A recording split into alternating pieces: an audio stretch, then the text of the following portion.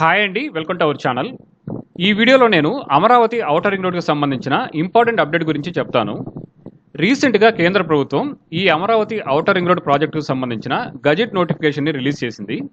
అంటే ఈ project confirm అయిపోయింది. ఆ నోటిఫికేషన్లో ఉన్న ఇన్ఫర్మేషన్ చూస్తే ఈ ప్రాజెక్టు మొత్తం 189.9 కిలోమీటర్ల పొడవుతో ఉండబోతోంది.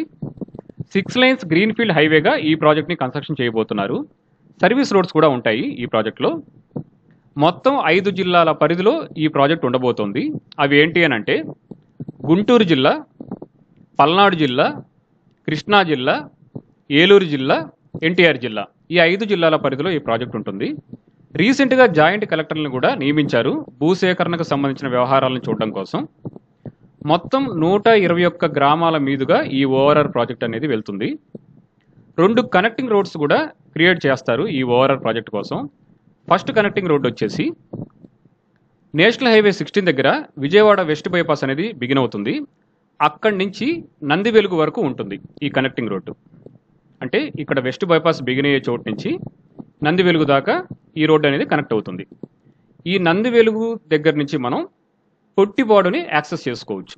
అంటే విజయవాడ ఈస్ట్ బైపాస్కి ఆల్టర్నేట్గా మనం ఈ రోడ్ని చూడొచ్చు. ఇంకో కనెక్టింగ్ రోడ్ వచ్చేసి ఉడంపాడు నుంచి నారాకోడూరు వరకు ఉంటుంది. ఈ 2 కనెక్టింగ్ రోడ్స్ కూడా ఈ ఓఆర్ఆర్కు సంబంధించిన పనుల్లోనే చేయబోతున్నారు.